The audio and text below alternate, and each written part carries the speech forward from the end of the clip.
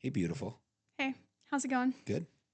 Welcome back Thank to you. episode 5 of the Melly Show. I'm having a lot of fun with you with this. This It's is like we fun. just have to show up. Like we know it's on Tuesday, and we just whatever we're doing, we get here at 5 o'clock.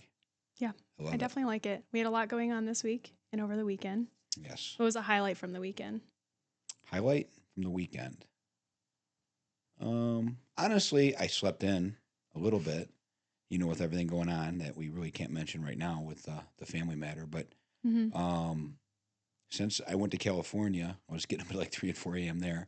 Then this started.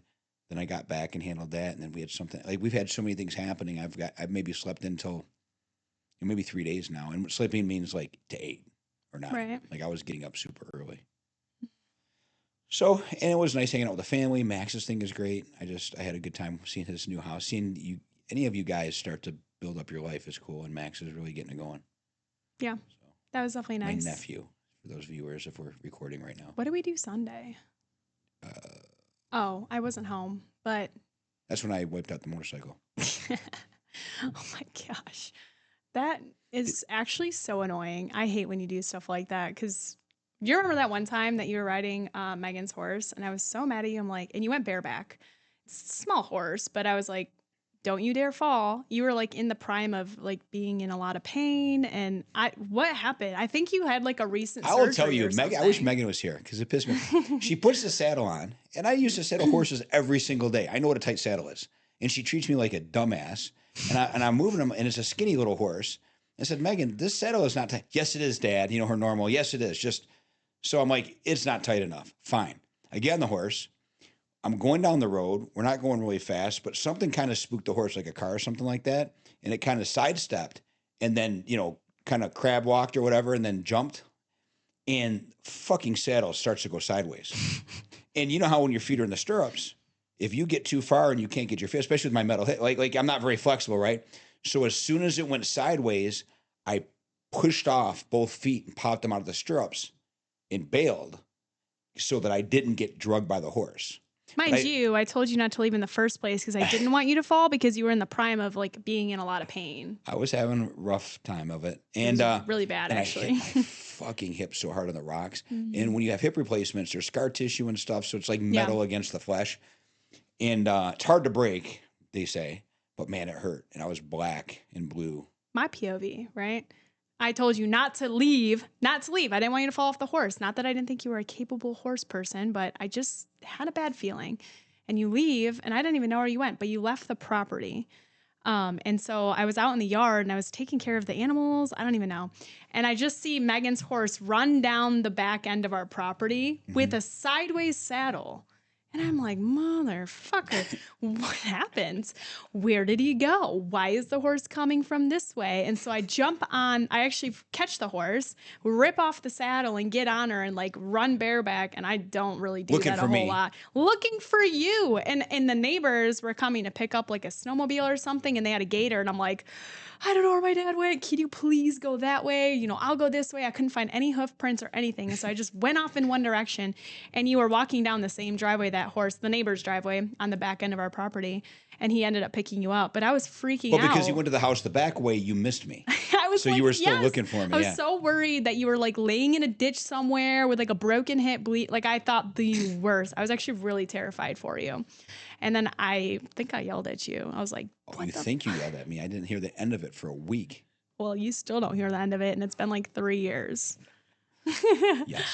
Yeah, so you need to quit getting on things and falling off because you are already broken. You don't let's need tell to another break story. more. So she gets a razor. Okay. No. Let's talk about who is accurate. So I said, if you buy the razor, you have to get the 5-point harness and you have to wear a helmet because the laws didn't necessarily say you had to do either of those things. And you're right. We're moving on. Hold on. And I said, within 1 hour, you're going to roll it. And you're like, what are you talking? No, it was within 1 hour. You rolled that fucking thing in the front yard. The first day. No, it wasn't in the front yard. It was within 1 hour. It was not in the front yard. Well, wherever it was, you rolled it. Then the next day, within less than an hour, you peeled the fucking rim off and rolled it a second time into a rock. No, that was the first time. That was at the dunes. Yeah, no, it was not the first time. Yes, it was the first time. I was trying to turn around and I didn't realize that I was in four-wheel Bottom line, drive. I said 1 hour and I was right because I've rolled every. You actually were not. I've You were not rolled, right. I've rolled and crashed every single motorized vehicle you can name, including trucks. So I know it's going to happen before it happens, especially when you're a new driver. That's not how it happened. Well, you rolled it. You're wrong. I rolled it. Yeah, Not in the first within an hour. hour. Everybody said with it, ask Peter. He said it was like 15 minutes. Of Or Kevin Brown. of Kevin was there winter too. strip, not of owning it. It's a big difference. Okay, well I meant of driving it. Yeah, okay, maybe. Well, I'm still more right than you because at least I had a 5-point harness on. Why do you have that harness? by You're the way? broken. Why did you have You that fell har- off the horse. What made you buy that harness? Your father's saying You. there's no fucking way you're getting in that machine without a 5-part harness. Because I know how we are. It's in the bloodlines. We wreck shit. That's what we do. Well, that's not even the topic of today's discussion. Okay, We what's the got topic? way off topic. Yes. So today I actually want to ask you about like your current businesses and how they're operating. Because in our first podcast, we just highlighted how you got basically to where you are, super high level. But I want to learn more about how they operate and what exactly you do and how it's changed over the last few years, really since COVID, because they've evolved a ton. Mm-hmm. So what's the most relevant business that you and Mom are running right now? Well, there's not more relevant, but there's ones you want to focus on and things that just kind of run. Mm-hmm. The Ticket score kind of runs because it's a niche market. So that's not much to talk about, and it's good. Some Well, new what stuff exactly happening. do you do there? Just Ticket touch on that a score little bit. sells data equipment, which is scoring gear for Taekwondo. Mm-hmm. And there's a new version out, so that's going to start picking up again. But there's a consumable of the foot gear that people always buy. And of course, auxiliary products like uniforms and the printing sometimes goes into that. That's why we got into printing. So it's drop shipping, selling the actual gear, and then you Running run tournaments. events, right? Yeah. And So you used to run a lot of them for me Yeah. Oh, I love those with times. the diesel truck and the big trailer and going across the I country. miss that. Yeah. I try and explain to people like what exactly it was like, and it's like, Do they oh. believe you that by yourself you were driving the No. rig across the country? No, at like what, age 17 years old? 16, yeah. 17 years old? I think I probably went on my first solo one. Actually, no, I was like 16, 17. You were turning 17, yeah. Yeah. Hey, if you can do it, we'll let you do it. So that one kind of runs itself because it's pretty easy. You're already at the tournaments anyway, so you tend to just bring a team, and Mom will run a booth. And you also incorporate one of your other businesses, Mission Impossible Printing, because you guys print shirts on demand. Right. And that's like kind of like your fun business almost, because it ties into you coaching Taekwondo, and Storm. So it's Right, like right. 3 in 1. Yeah, sometimes I don't have to charge my team travel fees and stuff for some of the tournaments because I'm already kind of getting paid to go there. Yeah. If I'm selling stuff there, then it reduces the travel costs because not all the team members have a lot of cash to pay for that. So Well, they're not high level athletes. They're kind of just doing it because you're there Right. for fun. Right, and it's right. like not like a on track to Olympics kind of. Yeah, just a chance to compete with some new kids. Yeah. You know? So that's kind of covers TKD score. It's pretty basic. You've had that for a long time now. The Mission Impossible Printing, it's simple. When we started selling Taekwondo gear, people wanted prints. Mm-hmm. Then they wanted shirts. So we just said, okay, let's start printing. So we started printing and then just developed. Oh, we were just printing for TKD score. In fact, we bought a lot of equipment just before COVID, a lot of expensive equipment. Mm-hmm. And then COVID hit and everything went to zero. So we were down over $1 million a year, instantly. Just income went down hard. So I decided to turn the print shop into a retail business, which is not easy to do. I mean, it takes a couple of years to get stuff rolling. But we did eventually turn it into that. And now your mom, who would only work as far as running the companies, that was great because she could take care of whatever she wanted at the house, do whatever she wanted, and run the accounting whenever she wanted. When we couldn't have employees, you guys all ran the shop for a while. And when Mom got involved, she started working in the print shop, and now she won't fucking leave the print shop. She's just printing money. She's out there just printing. She's like, because we lost a lot of money. So in her mind, since it's something that she can just do, she's doing the transfer printing and a bunch of stuff. So she refuses to stop working in the shop. I would actually shut it down. Really? I would. I think you don't think it's profitable enough? It to is keep profitable, but for me to give, the nice thing is I don't have to give attention to it. She does everything now. But I had to kind of say, listen, call me if you need me, but you got to run it because I got the bigger money items I had to take care of, right? Mm-hmm. So since I can just bump in and solve little issues, she runs the hell out of it actually, and she likes it. I think she likes it. She might complain here and there, but actually she really likes it. So I'm not gonna. I would prefer she didn't do it, but whatever. There's something about that kind of work where like you can see a job and print it in a day and ship it. She is certainly She loves get the a thing tasks. done during the day. I take on, and actually you're good at this too, taking on long-term projects that don't have a payoff. You don't get the dopamine hit very often. Not immediately. Yeah. It takes a long time. Right. Lisa works on, boom, done, Yeah. dopamine hit, boom, done. Yeah. Like love it. We have a lot of ongoing nightmares, so to speak. You do. I do. Because I also have mom's task orientedness, but I also know where my faults are. So I hire out my faults. And I've actually been doing really good. I was talking to my assistant today and I'm like, I could not do this without you guys. I couldn't scale. And like there's certain criteria we try and meet every year. And so we're on pace to do the same as last year, but actually, I bet you we do way better. But I'm expecting we kind of land among the same area and then next year go to like our next level while implementing new teams. So I'm really excited about that. But it's like a longer term payoff. But then I have my tests that I can complete, which is really just being with people. So those are like processes. Like set it up, front load it, and then not, because I don't have the attention span to handle all the details. Right. And so Mission Impossible, that one's kind of like it's really, when I tell people about your guys' businesses, I don't just say my parents have. I'm like, oh, my dad works at, you guys both work in all of them. But it's like Storm Taekwondo is my sister's because she kind of runs it. It is. You go there for fun. Right. And then Mission Impossible is mom's business. And then TKD Score as well. But then you handle the more like the events, and so does she. I'm the face. I mean, again, you guys but I'm do the face all as of far it. as the instructors that buy and things like that. And she's the one at the tournaments. And then I say like the website developing side of your businesses are like yours. Even again, like it's all. But remember, she used to actually be the sole programmer of our web companies. Yeah. She's very, very highly educated in programming and extremely good at it. But when we scaled her out to have you, because you guys came along. Yeah. Well, what is Website Forge now? Because when you started, it was just programming, and that was when websites first started. So what is it now? Is it similar? The easiest way to explain it is this. Back in the day, you had to know HTML. And it was simple. Nobody was doing it. You put up a site. It was real easy to put Yahoo as the only search engine. If you were sold books, you'd put the word books in there 100 times and you'd be the first one that was searched. It was very cryptic.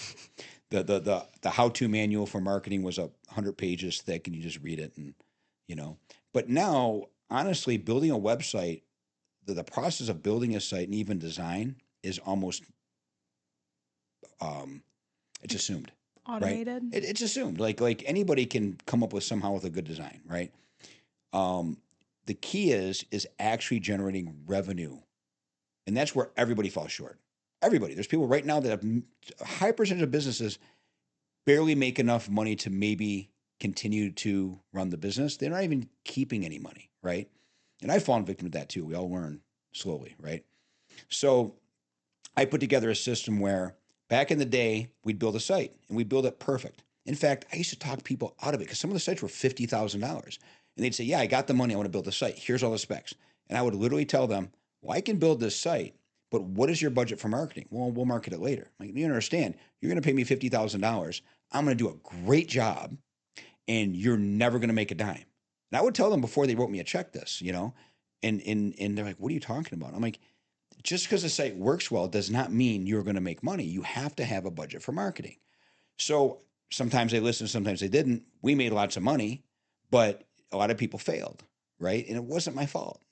Nowadays, and also they would write me a check. Like I would actually take 70% down on 50 grand and say, listen, pay me the other 30% when it goes live. And we'll do whatever it takes within scope to make it right. Because there's adjustments. So I was always fair about the hit list, right?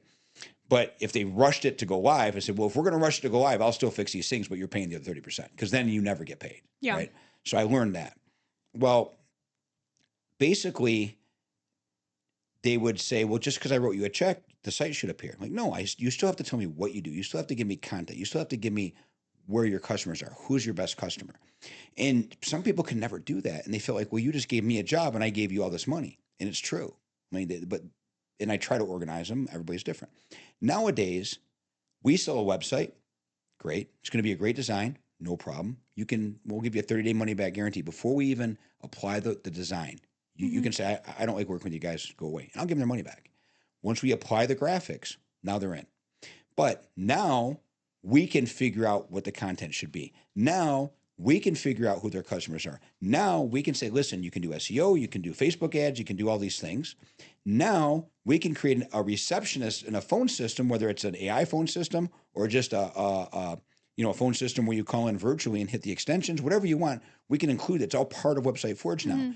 And if you want to have a live chat support, You don't have to sit there anymore. We can have AI live chat do it. And if something eventful happens, it can then engage a human, text them and say, here, jump on chat. Someone's hot or there's a question or they're upset. So now they don't have to watch their live chat until something happens, right? So, and also we can answer Facebook messages. They go into Facebook, hey, how do I get a shirt? Because they always come in that way instead of the way you tell them to. Oh, you know what? What's your phone number? I'll have someone give you a call. And by the way, here's a form to get started, get in our system, and we'll start working on that shirt for you. So we can have AI engage in every channel, text, everything. So now you get the website, you get the design, you get the email, you get an SEO marketing package. So we preload what's going to happen for search engine marketing, and we slowly roll out those pages that are very precise. We set up their AI or just receptionist phone system. Mm-hmm. We set up a texting system because we always get them into a text process because that's the most direct way to stay engaged. People get in Messenger and they disappear because they forgot about it. People fill out a form, and if you don't respond right away, they forget about it. So once you start texting from any of those channels, you keep them engaged. So you're already ahead of the competition, right? So our system has all this involved. And we won't sell them otherwise. We don't sell a WordPress site. It's got to be website for it. It's got to be our system. But then we help them every single step of the way. As an example, Storm Taekwondo. Okay. The Facebook ads run. I spend $3,000 a month in Facebook. For just Storm? Just for Storm. But we get minimum 100 leads a month. Wow. We have a high rate of people coming in. And from the time they fill out that form, it starts texting them. They book, rebook, get reminded, talk about their kids, ask questions, all without us being engaged. Megan doesn't touch a thing. They walk in the door. Every single Monday, Wednesday, Friday, 1 to 10 people come in the door. And to be clear, how many students do you have in Storm? We're hovering around 150 to 160 right now. So you have about 150 to 60 clients per se. Paid customers. And there's 3 people who run it, but yeah. So Megan runs everything. In fact, even though I sit at the desk, I made sure that she has full override and full knowledge, and she handles everything. Even if I have an opinion, everything though? She handles the scheduling. She handles how the training works. She handles what child does what class, because sometimes little kids can be bumped up to the bigger class. She determines who is invited to team. Even with Russ being a 20-year national team coach or whatever, my business partner, and even me with all the experience I have, nobody hits that 4 without her approval. And she'll pull them out too. So she handles everything on the day-to-day. And this is one less thing that she has to handle because she doesn't have to pick up phone calls. She doesn't have to remind people when to come. Right. She doesn't even have to set up the time. Only if there's like some sort of event that triggers it, right? Yeah. Say they get in the thing and say, ask some weird off-the-wall thing. They might, even if they ask about autistic kids, our bot says, no, we love autistic kids. Bring them in, not a problem. But she'll be triggered a notice. So she'll say, okay, I'm going to call that parent and reassure him that we can take that child, things like that. So it'll trigger anomalies and have her call. And she hunts through the list. And if she sees anything to add, she can also text. But maybe 2% of the engagement's her. That's awesome. It is and I know awesome. she for sure, she kind of shows up. Classes start around 4, right? 4:30 is the first class to 5, the little kids class. So she's there around 3:30. She's there from 4 to 9 every day. But that's like in the beginning part of her day. She doesn't have to spend she can make calls. She can do stuff. You'll see her hanging out at the house on her laptop, just checking the accounting, see if a payment bounced, see if somebody has a question. So my point is you don't have a ton of people running this business, and it's a business that operates from 4 to 9. Yeah. You get to step in and basically enjoy when you're actually there and help take care of the leads that do show up. I sit at the desk, I talk to people, I shake hands, kiss babies is what I always say, and I get to help train team. And we have so many coaches now. And Russ is the same way, though. He doesn't even go, well, I don't know actually what your setup is right now, because I know he's injured. So. I'm on the 4 a lot, but Russ handles 3 full days. I'm there almost every day, but I don't actually run it. Sasha runs, and Sasha's there almost every class too. 3 of the days. And that's another employee. Sasha's a guy from Ukraine who's a world champion silver medalist that got displaced, and he's only about 24, I think. Phenomenal athlete. He was actually on track to be one of their Olympians, but he got injured. Okay. Just as a side note, when he won that silver medal, he had a broken arm for 2 of the matches. Like, he's amazing. Okay, that's. But he's that build and that he moves, and so it's great for the kids to see him to interact with. So he's got a master's degree in IT and a bachelor's degree in Taekwondo at 24 years old. The kid's amazing. I say kid, but he's not. And so I've got him there. I'm there. Russ is there, and we kind of have put together now a program where we have different phases for different times of the year coming up to competition. So anyway, but that's all I get to worry about. I don't have to come in if I get busy. like what's been going on with this family member that we're helping. I don't show up. Megan has it handled. She can completely run it autonomously. And even better, you don't have to set up a receptionist to sit at a desk, because that's all the rage now is like virtual working from home. Mm-hmm. And you are the epitome of that. You have always Always. been that way, even when you were 20 years old. Well, I don't know exactly. Well, all you guys growing the up, age, I had but- one in my arms and I had the laptop Yeah. on a little air desk. Yeah. So that allows you the flexibility to still handle, odd phone calls here and there, or have Megan do it, which is great for the smaller business owners. Do you think it's cost effective though for smaller businesses to use like your website and AI? Absolutely. Because here's the thing. In fact, you just got a quote for some search engine marketing, but search engine marketing can be $500 a month, a couple $1,000 setup fee, things like that. Okay. So my package right now, I pretty much refuse to sell it for less than $5,000 setup in $150 a month. Mm-hmm. So you get people that call and they just can't afford. It's okay, because I don't want to be busy for a lower profit margin, right? But as long as we hit our minimum of $5,000, we engage a designer. I have a project manager who's been with me for 28 years. For when he got out of college, right? We have people that then convert the designs and put it in there and do the coding and the back end template creation. Then we have a guy that's constantly upgrading the features. I mean, we got a million features. I just talked about the AI. I mean, we have every credit card processor on the planet, shipping calculations, full e-commerce thing. It's better than Shopify. The people are all into Shopify right now, but they don't realize once they get involved, the costs are enormous. It's kind of clunky how everything connects. We do way better than Shopify. It's way more, and it's private, so you can't really hack it. WordPress is one of the most hacked platforms on the planet because it's open source. So if you don't stay on top of WordPress, you're going to end up in trouble. And only when you start making money. When you're not on the radar and no one's hacking your site, as soon as you have any volume, that happens. And just as a side note, a lot of people, including a lot of people overseas, they sell you a really cheap WordPress site. Mm-hmm. What they do is they violate the coding techniques that's supposed to make WordPress scalable. You're supposed to be able to code WordPress and do updates all the time. And if you follow the rules, the updates just plug in and keep it secure. Right. But they hack it. And then when the security problem happens, they can't do the update. So they don't. And then it becomes old. And then vulnerabilities start causing problems. And it's not just hackers that think they want your stuff. There's people that just run scripts across every website on the planet until they get in. Okay. So anyways, so we don't do WordPress. It's all private. My system's private. It's my code. I've spent millions of dollars on Website Forge over the years. So no one can go through the source code and try to reverse engineer it. Right. So it's just a really good platform. It's like the best kept secret. But my interest is making sure people make money, because once they're making money, they're never going to leave. Instead of just doing it for $20 and hoping they forget about it on their credit card, like a lot of things, right? They all subscriptions nowadays. Right. So that's kind of our approach. And you know what? I'm probably stupid, because GoDaddy, I had a builder before GoDaddy, but GoDaddy's got hundreds of millions of dollars from it because they made it super cheap. Don't give a shit what you put on there. Doesn't do much. It's gotten better over the years, but the time it's not personal at all, though. No. All you do is you actually, don't you build it yourself? They just give you the setup to basically plug and play. So it's great for like people who just want to make a website because they're bored one day, but not if you want to actually make money from it, especially long-term, almost scalability. Because AI is like, what do you think of AI, and how do you think it's going to take over future jobs, or maybe not? So your mom and I have this debate. She's really going, man, it's going to take all these jobs. Mm-hmm. I don't think so. I think what it does is it just creates faster, more work. And again, I was just telling the engineer here, like I'm doing videos now. It's a lot of work, because you got to create an image with AI that has a scene that you can then have an AI video. Wait, what videos? Like for AI marketing videos. stuff? Any AI, like, I mess around with AI videos now because it's way cheaper, right? But the thing is, you got to get the initial scene right, which is not always easy. Actually, someone needs to stop you. Someone needs to take away your ability to make videos, because they're getting crazy.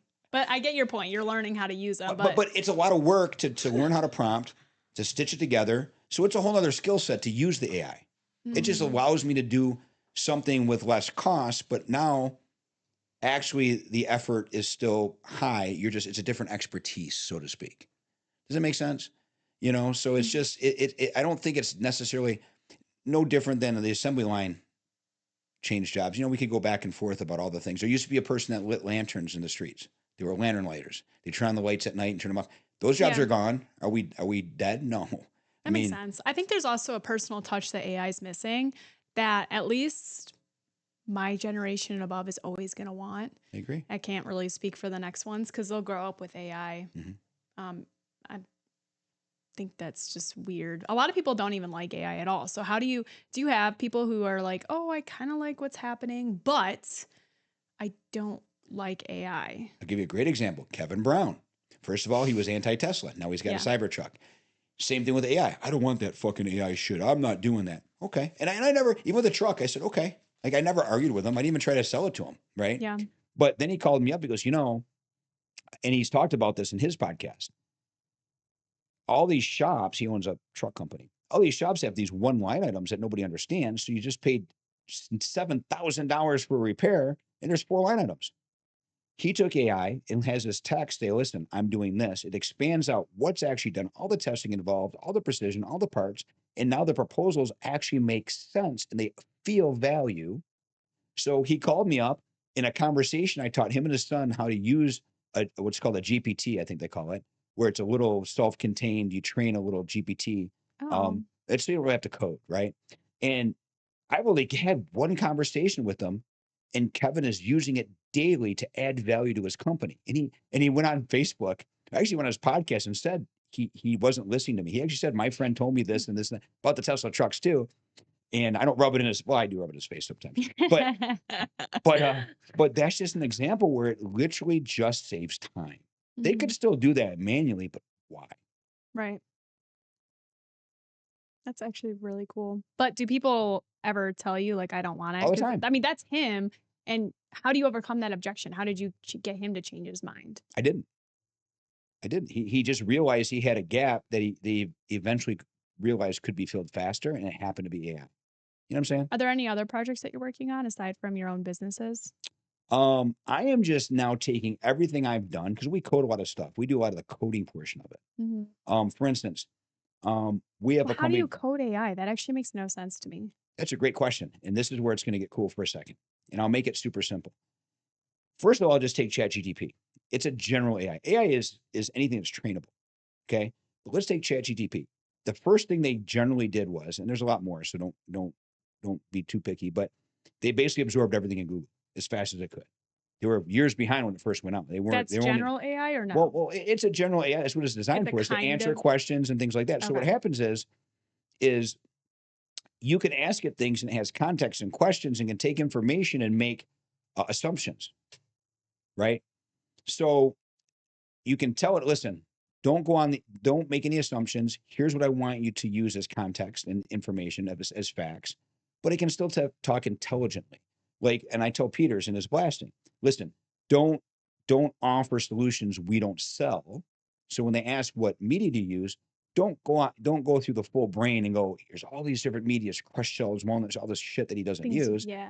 I say that here's the few things we use. There's lots more, but we focus on crushed glass. But the point is, it can still talk intelligently about that, about how it works. So it still has all the context. Same with booking Okay. appointments. It has conversational things it picks up from all the content that it absorbed, right?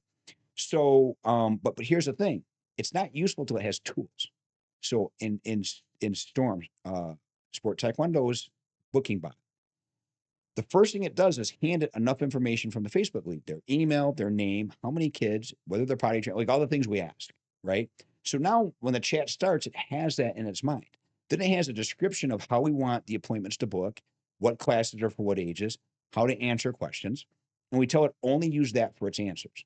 If anything you can't answer, text us and we'll get on the chat. That's kind of how we tell it. So we kind of guide it.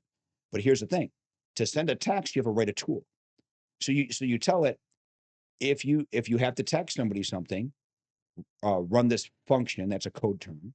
And then the function is called send text to Shane. So if it says somewhere in there send text to Shane in these scenarios, it then executes that code and passes it the name, the email address, and the phone number, all those things. And then it says pass a summary. So it passes those things to this piece of code that Sergey writes. He's our head programmer. And then it runs it and then returns the response back. So the response could be, yes, it's been texted. It's a successful text. Or it could say, listen, it bounced. Do you have another phone number? So we can then make it intelligent by that response. So you can give it a tool to write an email, give it a tool to send a text, give it a tool to, like, we actually book the appointments in a database when they actually book. So those are all little tools you have to code. So that's how AI works in that format in ChatGPT. So you can write tools that augment your text training. how So basically, yeah. I mean, so when you say coding someone's AI bot, you're just training it the same way you would train a brand new receptionist, except that it can't quit. Right. And you give it technical things to do. I can have it access Google. I can have access spreadsheets. Anything online, anything that has what's called an API, which is a way to talk to another system, which is very popular right now. I can have it look up past invoices. You know, when they send a form for Peter, if the phone number matches in the text, it says, hey, I got your form. But how is it pulling that? Is it pulling it from a private website? Because I'm imagining It's if all in you our data center. okay, We store it. We have to okay. write that. We have to write, again, that's all code. We write the database, we provide the data, we use different tools, whether we use Google Sheets, whether we use our own I database. guess when you explain it, I'm imagining you're basically asking, "Hey, ChatGPT, look at my invoices." It's not But it's another like program. that So just though. think it's talking to another program. It could be QuickBooks. It could be, we How would use, people access it? So say I bought that for my business, Mhm. how would I see or like ask, "Hey, AI bot, can you do this?" we would have to make the link. That's the point. The coding is to Okay. connect them. And then it could be like a website just like ChatGPT, but specific to you and your business and your It's even programs. better. I've got a phone number right now. If you text our storm number, it immediately engages you. No, If, no, no, but I mean as a business owner, like you're saying you can have it look at yeah, we have invoices huge companies. We or have a German company right now that called us and says, listen, we've got thousands and thousands of emails where we've answered questions for people.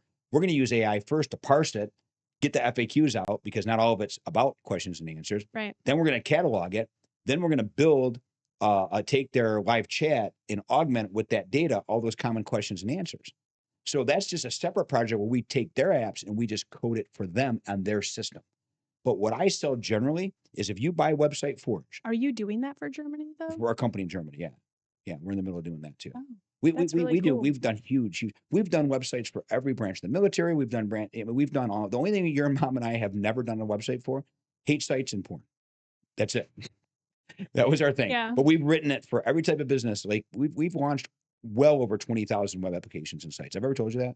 Well over I 20,000. guess no, I never heard like the Yeah. final number. Yeah. Website Forge site numbers are it's probably in the 30,000s now. That's really cool. Yeah. We're a lot bigger than people realize. We have way more customers out of the state than in the state. Oh, I never thought of it that We're way. not a local company. We're actually a national company in the web business. So how do you know like the rules and specifications for national businesses or like global? Is it you in Germany, right? So like Well, do you have again, to know they their already have all laws? that. We're just connecting stuff. Oh, okay. We're With going to AI, install. not a website. Right. Well, we'll create. Or They'll is it a create their own website? ChatGPT account. They already have an account in their mail system, whatever they have, and then we So you're we write the using code on their well, hang service. on. You're using a ChatGPT website and making it their own that links to their emails and stuff. All right, let me break it down. So ChatGPT is a service, a web service, just like Google Mail. Okay. So you have your own account at Gmail. You have your own account for ChatGPT. So Okay. once you have your own account, then we can connect your own account with your own instructions privately to do whatever you want. How secure is that? As secure as you make it by not giving out your password.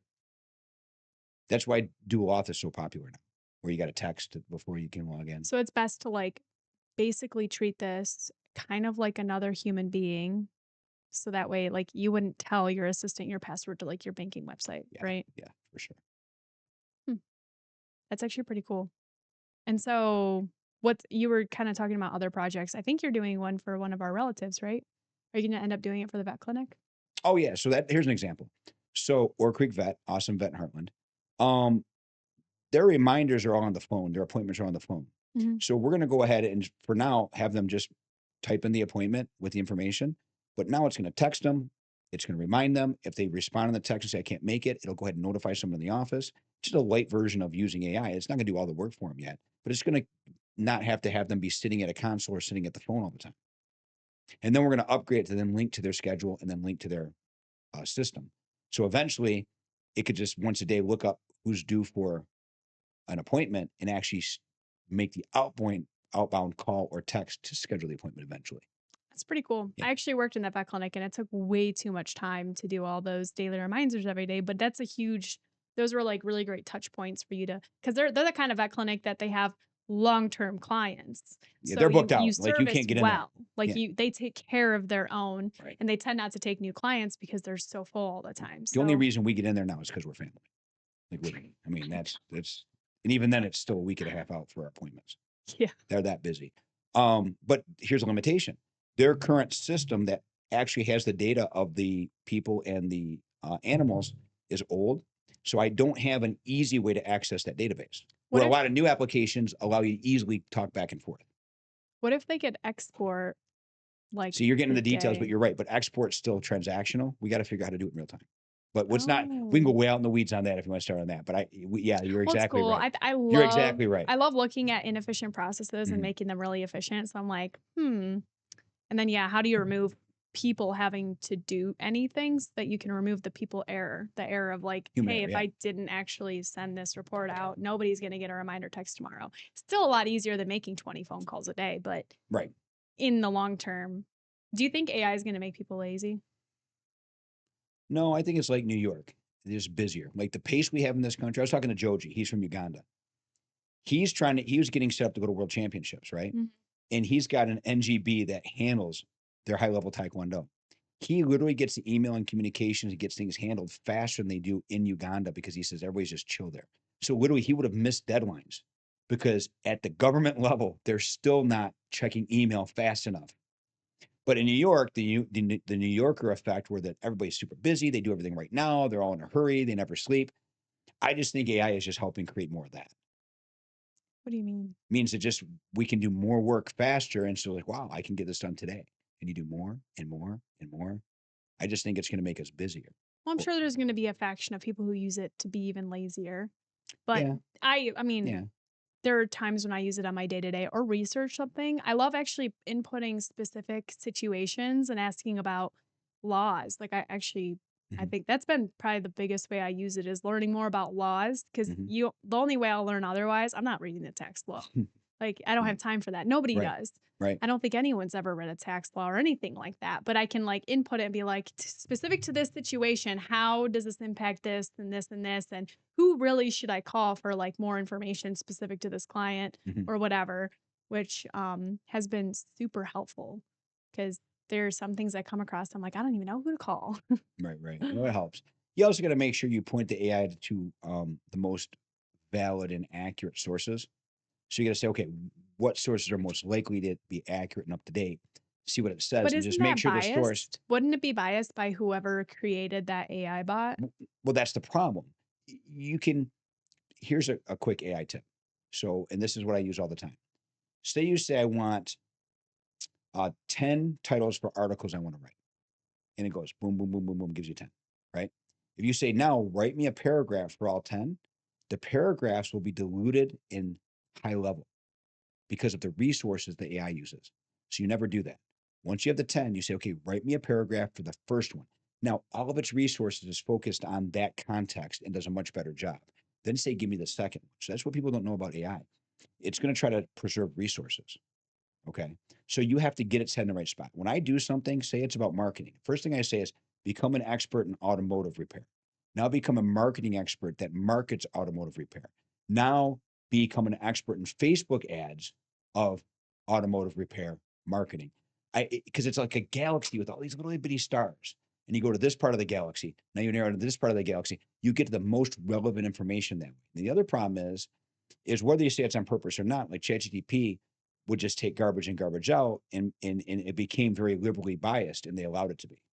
Then you've got Elon who wants it to be very, very honest. And the truth is, you still get what you could consider, say, liberal things out of a Grok, but I think they're just trying to tune them to find the most relevant resources that maybe are just factually based, but you just can't. So AI isn't perfect that way. That's why we still have to be involved. So basically, they could cut out like a website if they feel like it was based on nothing, and then Well, they could always do ChatGPT that, wouldn't but do I just that. think I just think it just depends on where they're searching. You know what I mean? You just who you hang out with is kind of the tone you tend to take. Now you've been learning a lot about AI. When did you start this journey specifically into the AI world?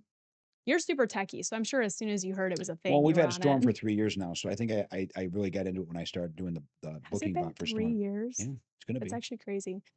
What is like the biggest lesson you the learned newest while Storm, the newest Storm. right? Yeah. Yeah, no, that makes sense. But what's like one of the biggest lessons you learned or ways to use AI that you think other people should know? Hmm. Because just that alone, the fact that you become an expert, you know, and narrowing it down, I didn't know that. I just think the fact that you can have it do transactional items, I can have it if you tell the bot blink my light, you can get a device you plug in your house 2,000 miles away. And if I train it to say blink the light, there's an API that would actually turn the light on and off 3 times.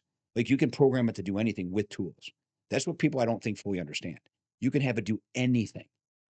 You can get it to even if it wasn't an API, I could have it hooked to a piece of hardware that ran a switch that turned the light. Like it's amazing with today's technology what you can have use a tool in AI to do. If you look at the Tesla truck, not only does it have tools to run all the different things and run the truck, but Kevin pointed out that every single switch and item there has a feedback sensor. So if it says turn a light on, it then reads back that the light is actually on and it comes back into AI. So it can literally verify everything it does.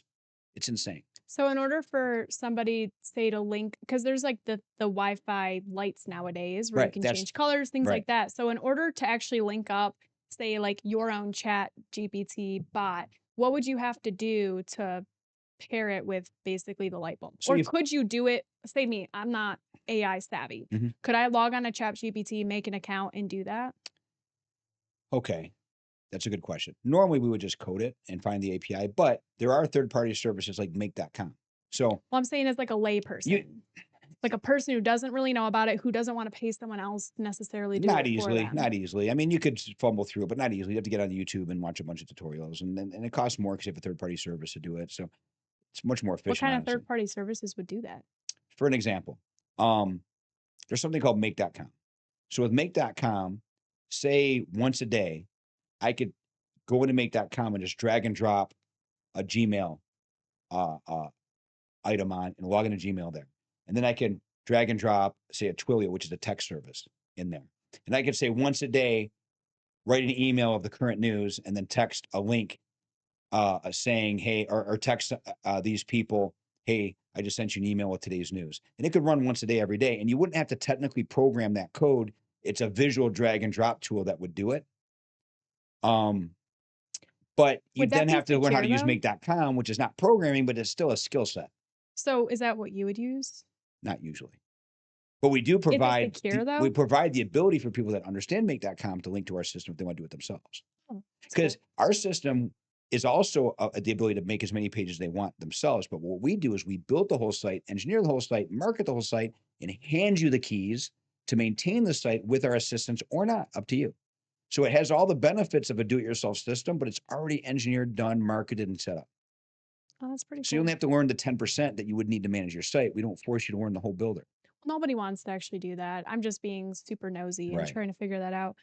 So if you use like a third party or say your specific AI bot that you use in your business, how is that more secure than say ChatGPT or an account that you might have personally for Listen, everything is as ChatGPT? secure as you keep your passwords, or as long as there's no exploits in the system. Like how sometimes you hear people access banking credit cards. Well, that just means their software had a flaw in it that allowed them to exploit it and take something. I mean, there's always a risk of software having that exploit. So that's kind of like it's kind of a moot question because there's Well, something think about called it like 0-day this. vulnerabilities, Well, which think about it means like this. Weebly, is that what you were mentioning? Weeble. What's the other website that they can build it themselves? we're talking about GoDaddy, but there is something called Weebly or something. Yeah, something like that. Now, how is like that more secure than yours? And I'm relating that in AI. So like It's not. It's ChatGPT to probably less yours. secure because, I'm Yours. also a security expert. So when you secure things, you go based on what they're getting. So Mm-hmm. if they're getting the ability to change some copy on their web page, that's annoying, but not dangerous. If you're storing credit card numbers, social security numbers, things like that, then you have to have a higher level of security. Now, I, for a while, was what's called a PCI compliance officer. I paid $40,000 a year to be that. And audits are two, three, $400,000. I could literally shut a company down if they were misusing credit card security, right? So what they do is you basically have a set of instructions on the things that you have to make sure are done to consider it secure. So there's, like for instance, you have to take logs off site, which means that say you've got a device that they could hack. Well, there's always a log, and they can always just go to the log and see how they hacked in. But the problem is if they hack into the device, they delete the logs. So there's a guideline that says you have to make sure that you copy the logs to another secure location. So you have to hack twice, and it's usually read only. Like there's actually no way there, right? Like you can't actually delete it. You can Right. only log to it. So that's a guideline that they've developed because people would just get into a machine, exploit it, then delete the log, cover their tracks and leave. So over time, they've developed these guidelines. There's a million of them. Again, I can get extremely detailed and technical. Most people don't realize I have that level of understanding of that, but it gets really boring. My skill set is generally being able to take plain English, turn it to tech talk, and tech talk into plain English. That's what I've been successful doing. Why would I want to link my clients to your ChatGPT bot or my leads? Is it secure enough for that? Because obviously it's not like social I'll give you an security example. We talked about numbers. Kevin, right? So he's writing proposals. Yeah. Now, what if it would be easier if in that report they asked for, if that same GPT could access, so if he tells them the customer name, this is privately the GPT, this is a private in the Mhm. office. If he says, hey, I got Shane Merem's truck, we're in here for breaks, this and that and the other, and go ahead and write the work order. It could also go in there and say, as part of the work order, the last time they did maintenance. So instead of them having to say it, it could just look in the records, talk to their account, their shop system, and then you could just train the GPT when it does a summary to also say the last time they were serviced was this. And by the way, your last oil change was this. You also need an oil change. Or they could just tell the GPT, first of all, before I do the repair order, what things do they do for? And you could have it look in the system and figure that out and make rules for it. And that's a reason that would justify having the GPT talk to their shop system. So it's not like, let's just do it for fun. It's just to access information so you don't have to. That makes a lot of sense. That's pretty interesting. Where do you Some people are not going to like this one. It's getting technical, but maybe It they is will. getting technical, Yeah. but I like to learn that kind of Yeah, stuff. I do And too. AI is unknown, and I think I would consider you more of an expert in AI because you have spent so many years in it when people weren't trying it. There's a lot of people I talk to, and I'm like, hey, I saw this on chat, and they're like, I actually don't want to use that at all.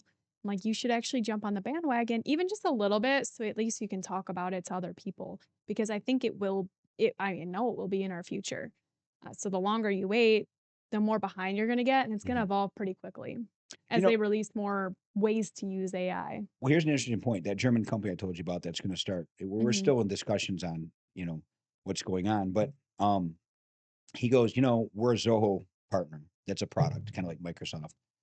And he was trying to find a Zoho person, an AI person, and they couldn't find it when they go into Zoho. Zoho didn't really read them my full skill set, even though I provided it.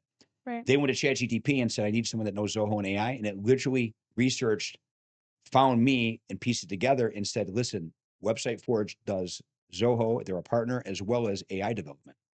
So he said ChatGPT actually got him to me. Wow. That's actually pretty cool. And he's not in Michigan. I don't even know where He's in Germany. I think he's in Or is he in the States and his company's in Germany? companies. He sold his company to the German company, so he's like a part-time like Consultant CEO of almost? yeah, basically. But he handed me he wanted to vet me first. So once he vetted me, he handed me off to the new team. And now he's like, hey, you need to next step is talk to the German team. So that's where we're at. He's on vacation. So but that all just happened recently. What kind of jobs do you think AI will take over? I think what's going to impress people, two things. My truck supposedly is going to become fully autonomous with this new Your cybercab thing happening. Cybertruck? Right. So sometimes Peter will call me up and say, I need you to grab a pallet of media. It's 2,000-pound pallet of media and drive it to his blaster or home. I'm working a lot of times at home, right? So I'll be able to say, no problem. Call up the place who loves Pete, right? Because they know him, and say, I'm sending the truck. You need to put a pallet in the back. So I could send the truck there unmanned, park. They'll put the pallet in the truck. This is going to happen by 2026. I'm telling you, this is going to, once the laws pass, right? But the trucks are already capable once they install the new software. Then I'll drive it to Peter. They're going to put robot arms on the Tesla chargers, according to what they're saying right now. So if it needs to charge in the middle, it'll actually charge on its own, right? And come back to me, right? That's one case. Then you've got these robots Tesla's creating, right? So imagine if it's something as simple as, you remember those big, long 6x6s? I got pissed and moved them all myself when my back was hurt. I got pissed at everybody because Peter didn't move them out in the yard. Which time? Yeah, which time? Well, anyways, they were huge and they're really hard to drag and they're Yeah. hard to grip. You could have a robot easily approach the corner of these posts and drag them to a whole different spot. And the theory is everybody's going to have a personal robot like we have cars, right? So you could have them do simple It's tasks. crazy. Hey, remember how you're loading hay and lane? You can literally have a robot just grab the bale because they're stronger than we are. They don't have to grab the strings. You just grab the bale, pick them up, and stack the hay. So I think those things, you'll still have to be there, but I think it will multiply your productivity. Why wouldn't I just buy 4 bots to do all that for me all the time? That's exactly what, if you want to get really technical, Elon said that. He goes, economies are built on per capita, the people to do work. When you can multiply an unlimited per capita by making robots, having 1, 2, 3, 20 robots per person and vehicles, it's technically an unlimited revenue stream. The revenue, the revenue you can So it'll basically be a race to see who can have more people taking additional jobs, maybe not other people's jobs. No, it's you would just buy these robots and become the provider at high scale. Well, yeah, but what if a country like basic economics, you increase the amount of people in your country, you can make more money. Why wouldn't a country just buy a bunch of these robots to maybe not replace That's the point. jobs, That's but exactly add what he's to saying is going to more? happen. Why do you think everybody's putting hundreds of billions of dollars in AI right now? Why do you It's think actually the super news scary, is? though. It is. That's what your mom says. I mean, your mom and I have this conversation once a week. I mean, and I'm like, I don't think it's But going to you go that said way. it's not going to replace people. Why do you think it won't replace people? It'll replace people, but I think people will have something else to do. Who's going to build these billion-dollar factories? The AI factories have to be maintained by people for now. For now. Yeah, I mean, but still, we'll be past our lifetime, so it's not going to be in our lifetime that we're just going to be rendered useless. I mean, I'm sure. I don't even know. The Star Wars thing is looking more and more real, though, isn't it? We just have this dirty robot walking around in a field. I mean, with battery life now, it seems possible. Look at my I don't like truck. that. It's dirty and sitting out there, and it does everything. It tows 11,000 pounds. I can put a pallet of meat in the back. It drives itself. It's kind of incredible. No. No, thank you. Not in my lifetime, please. I don't think I will ever buy an AI bot, but You will. Just like Kevin wasn't going to buy a Tesla, just like Kevin wasn't going to use okay, yeah, but ChatGPT. no, Just like you were never going to drive my truck, remember? that was out of necessity. That's not fair. See? Just I held saying. out for a long time. So far, I've been right. Yeah, you held out for a bit. Long time. How long have you had your Tesla? The normal one, like the first one? what's it? A Model The S? Model 3. Model 3. That's going on 2 years now. It was January of 2 years ago. I think I made it to April this year until I had to drive it the first time. I know, and I made you ask me to add the key to your phone. Yeah, we had a thing where You're to steal me. I refused. I refused to What do say I care? anything good about your. I actually still hate it. It's my least favorite vehicle, but Don't drive it. I think it's because of the size of it. I think if it was like the bigger one, I'd probably like it a lot more. I hate small cars. They're too short for me, and that Tesla Well, you got is big legs. I mean, you it's need way space. shorter than most already small cars. It is actually not. Yes, it is. It is feels not. like it. You It sit not. on the floor. It actually hurts. You might sit low, I but went to it has plenty of Chicago and then space. I went to Indianapolis in the same weekend from Michigan, and that was actually brutal. Brutal. I came home and I was so sore. It was awful. Your Cybertruck is a lot more comfortable. I hate them both. Actually, I really do like the Cybertruck. It's a lot better because it's bigger, there's more room. And the inside's plush. It's nice. Yeah. Well, it's like a sport car. At least it feels like that. It's fast as basically shit. like a Yeah. roller coaster. Yeah. Why'd you get into the Teslas and the Cybertrucks? Because, as you know, I have dystonia, Mhm. and we drive to a lot of tournaments. And when I drive and hold my arms out, I would, by the time I get to a tournament, I'm destroyed. So the whole weekend, I can't move. I'm in a lot of pain. I'm already in a lot of pain, but it's what's worse. So I was looking for a true self-driving without the electric. I really, even though I went to school for electrical engineering, I really didn't care about the electric driving. But that was the best solution based on research. So when I got it, I was like, well, I'll just use it for this and that. Same thing Kevin said. But now I just use it for everything. I'll never go back to fuel because it's so nice. And thank God I bought Tesla, because every other electric car really isn't the same convenience. They just did this report to kind of shit on electric vehicles that said, 50 or 60% of people are going back to gas. But if you parse that out, it's not the Tesla buyers. It's the every other electric car. It really is, because the Tesla has it figured out. I don't think that most people are going to be buying Teslas though for quite a few years. It's okay. I mean, it's And just another you option. can buy a Tesla without actually having the self-drive. You just have the self-drive but it's extra It's a money, necessity right? for me. Yeah, it was at the time it was 12,000 more. Now it's like 9.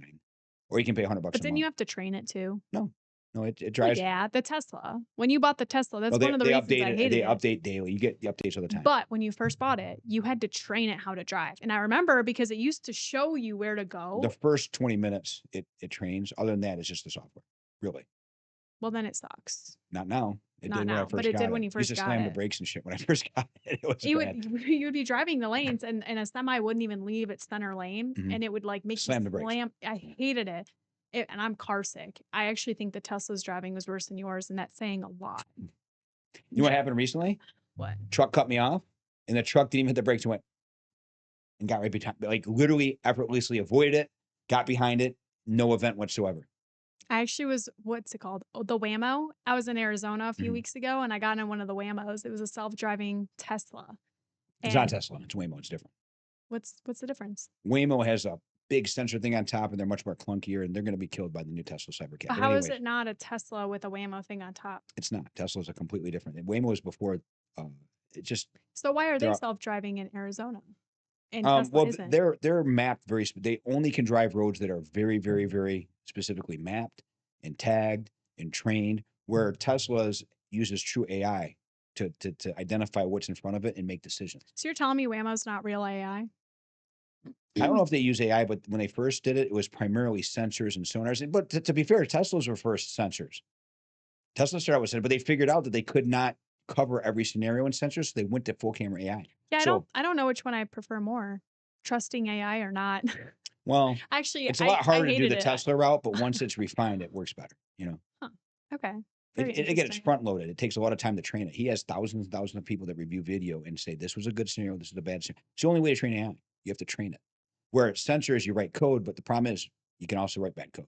Well, that's one of the things too about AI is even if it does take over jobs in the future, it will create job opportunities specifically in like the HVAC industry. What are some other industries that you're aware of that like it could increase? I mean, Everything. creating the Everything can have it. robots, Everything cars. can have it help make and suggest decisions because a lot of AI just makes suggestions.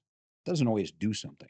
I think what's cool about AI and also specifically like your AI receptionist is it's really hard to find good work with people who actually want to maybe be in person or anyone reliable who's like an entry level job without paying them like a $40,000 to $50,000 salary.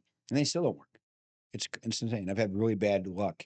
The few people that I've had work for me have worked for me for decades, but it takes me 50, 60 tries to find a good person. But they also do most of the grind because again, you and mom are managing 4 to 5 businesses. Mom does all the books, you do a lot of the sales, and then you have specific key people who run the business on a day-to-day.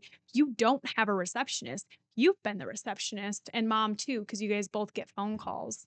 But this is basically your AI bot as a long-term small business owner. Mhm. This is how you manage all 5 of these companies way better because Right. Peter has his company, which you guys are partners on. And I mean, he might make calls, but AI basically receives the invoice or like He this, gets into the serious point. Once they're actually a buyer, he takes over. which is so cool. And Mhm. then you know that you're spending your time on someone who's most likely going to do Right. business. And he spends $3,000 to $4,000 a month on Facebook ads too. And that's what small business owners are missing is like somebody who can take care of these things, drive revenue, drive, touches marketing without having to necessarily be there in person. But think about this. He's 21 now still? He's 22. 21. 22. 22. So he spends at 22 years old, what's $48,000 a year at the current burn for marketing and does hundreds of thousands of dollars in sales.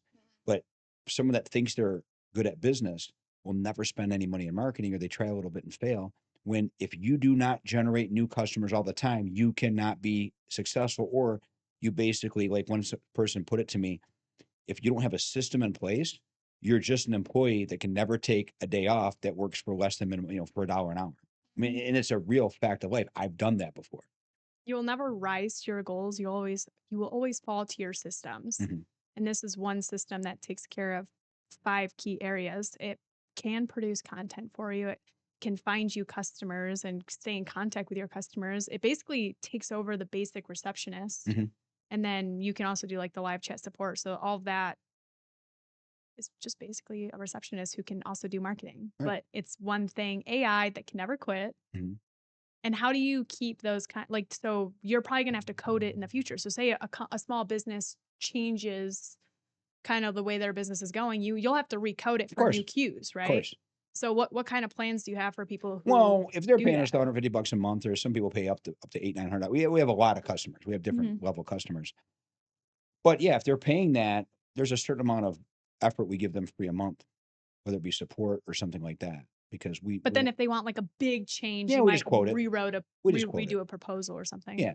That's pretty cool. Like we just had a customer that's a wholesale grocery store customer, and we provide their website, but it's really hard to sell LTL things, truckloads, because still to this day, people are getting on the phone, talking to a trucking logistics company, figuring out which truck to use, how to rate it. So it's really hard. Now there's some platforms that do that, right? It's not as simple as UPS though. So we just wrote code that does allow people in a shopping cart to calculate truckloads. That's not an easy thing to do.